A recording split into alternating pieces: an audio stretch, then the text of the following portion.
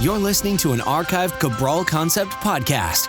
After listening to this show, check out the most up-to-date podcasts available at stephencabral.com/podcasts or search directly on iTunes. And now, welcome to the Cabral Concept, where board-certified naturopath and integrative health practitioner Dr. Stephen Cabral shares how he was diagnosed at the age of 17 with a life-altering illness and given no hope for recovery. It was only after studying and traveling all over the world did he discover how to combine ancient Ayurvedic healing practices with state-of-the-art naturopathic and functional medicine to fully rebalance the body and re-energize it with life. It's time to discover how to get well, lose weight, and finally feel alive again. And now, here's your host, Dr. Stephen Cabral. I'm excited to bring you today's Training Thursday show. I've had this topic to talk about actually for quite some time.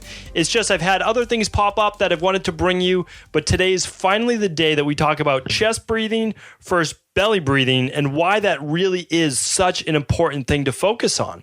So a lot of times like, well, does it really matter how I'm breathing if I'm just breathing at all? And you know, a lot of people joke around that there's really no big deal. It's really no difference, but there is. There's actually a physiological difference that happens in both body and mind when you breathe into your belly versus breathing into your chest. And I'm going to explain that right now. So when someone says, oh, you're a chest breather, meaning like if you're working with a fitness or health coach and they're watching you breathe, they'll actually be able to see if you are breathing more into your belly or more into your chest. Every time I work with someone, again, whether it's over Skype or in my office, I'm also looking for the same thing. And this is why I do it specifically. So I'm looking at them because I know that people breathe more into their chest. Now, what does that mean? Well, it means when you breathe, your chest rises and your belly does not kind of stick out. It doesn't come out. So what happens though is when you chest breathe, you're going to get in less oxygen. Believe it or not, this is more of a form of hyperventilation. It leads to more anxiety, more uneasiness, more mood-based disorders, without a doubt. And also, you're more on edge and you just can't oxygenate your tissues quite as well. So you typically have to take more breaths per minute. And that's not ideal either for fitness and health. Now, why would you have to take more breaths per minute? Well, here's the thing. When you are breathing into, so basically when you look at your lungs have an upper half and a lower half. Okay, there are actually different lobes of the lungs. We're not going to get into that today. But the upper half of the chest brings in about 4 milliliters per minute of oxygen, okay? So you might say like, okay, well, what's the big deal? 4 milliliters of oxygen per minute. But the bottom half, the lower part of your lungs brings in 60 milliliters of oxygen per minute. Think about that. 4 versus 60. There's no comparison. So if you're an athlete or you're someone who's actually trying to make the body more alkaline, like one of the best ways to make the body more alkaline is just to get more oxygen in. When you think of it like that, less acidic. Oxygen is going to help with that. It's going to raise the pH level to obviously to a certain parameter, right? We can only get it somewhere around 7.356, and that's where it's going to stay. Never above 5, never really below 7.2, 7.5 or 7.2. But what does that mean? Well, when you're also taking in that nice deep belly breath, and I'll explain how to do this in a minute, it's going to also give off and release more CO2 from your body. So more carbon coming out of your body, carbon dioxide. That is a great thing also for mental clarity. So for a lot of people who have brain fog or joint pain or pain in general, to be able to huff off a lot of this carbon dioxide and get more oxygen into their blood and tissues is extremely important. It really is. Because here's one of the other things that we never talk about. Like again, we hardly talk about these things and they're so important. Natural health is not just about giving someone nutritional supplements. It's not just about running functional medicine lab tests. It's not just about teaching exercise and sample meal plans. Like all of those things are important, but everything is important.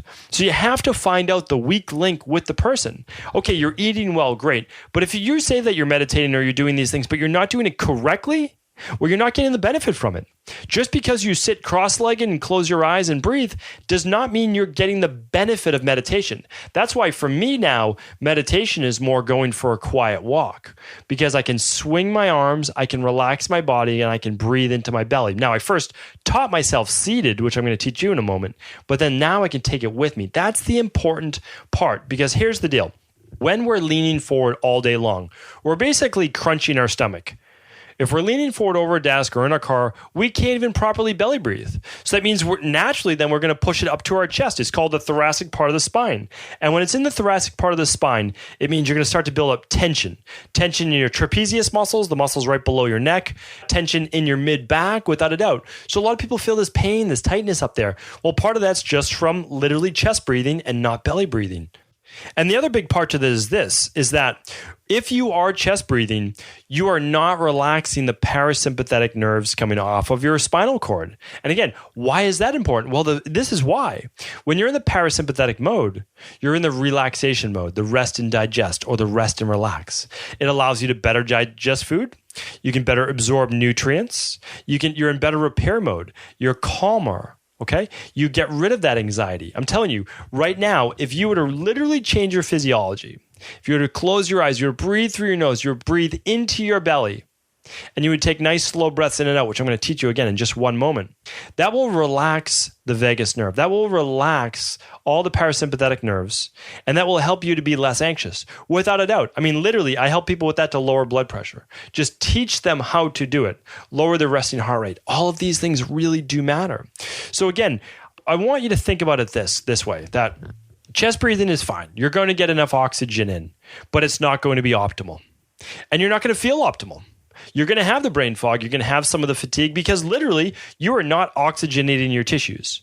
Think about it. Your body needs oxygen. The only thing we need more than water is oxygen. We need oxygen all the time. And luckily, our bodies involuntarily breathe for us. We're not thinking about breathing. That's the great thing. We go to sleep, we're still breathing. But the problem is, if we've lost touch, because as infants, as little kids, we know how to belly breathe. They belly breathe all the time. But we lose it along the way. We lose it from the poor posture, from the seating, from the slouching forward, those kyphotic shoulders that just round forward, all of those things.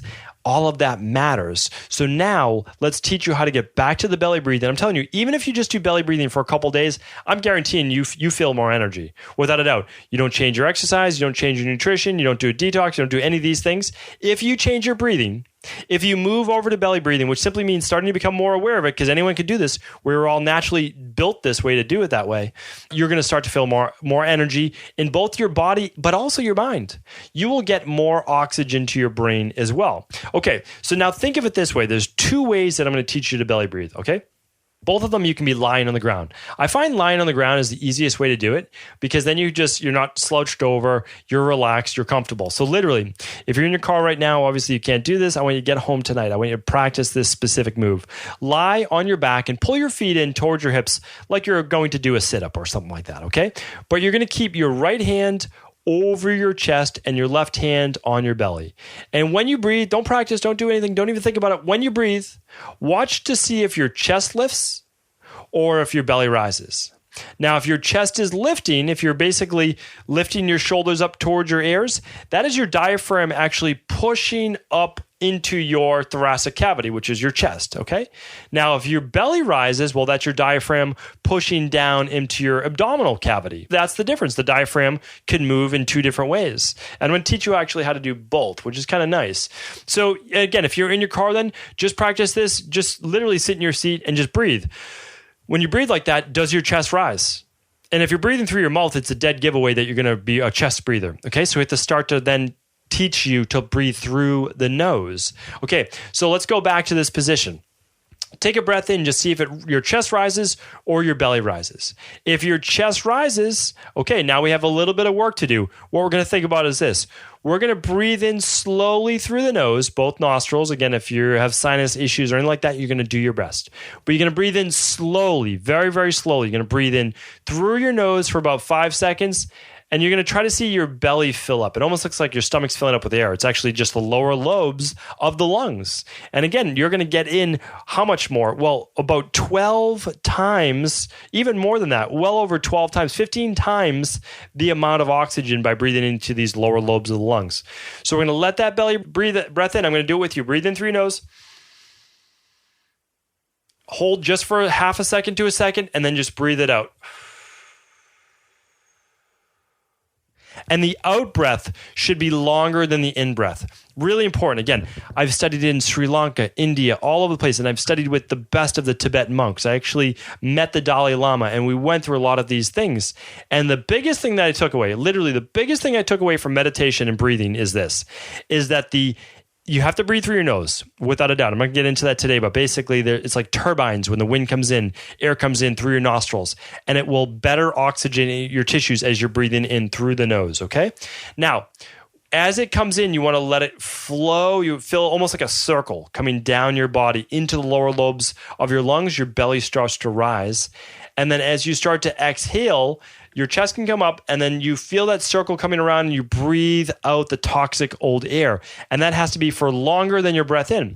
Now, if you can only breathe in for 3 seconds, well, then the breath out can be 5 seconds or more. If you can breathe in for 5 seconds, breathe out over 7 seconds. If you do the opposite, if you breathe in longer and you breathe out shorter, that makes you hyperventilate.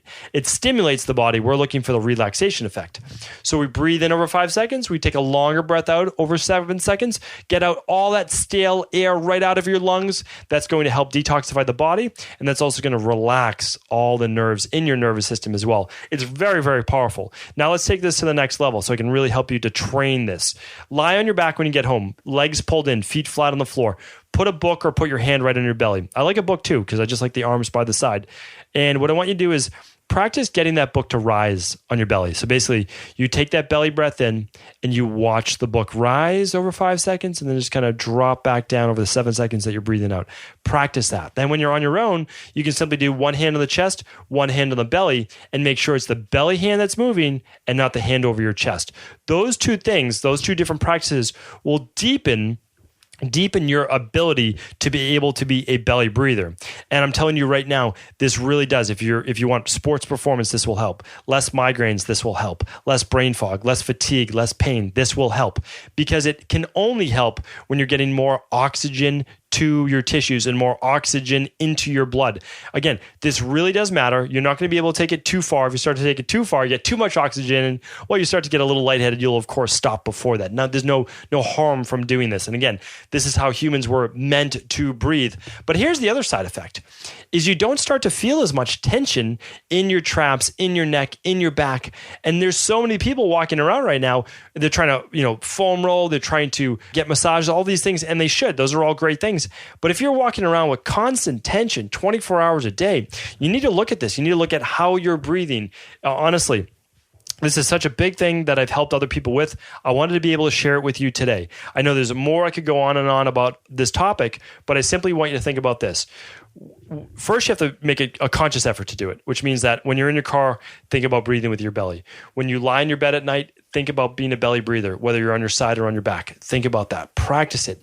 Eventually, you'll be able to take it with you. You really will. If you can do a little bit of meditation, if you're doing yoga, think about breathing in through your nose and right into your belly.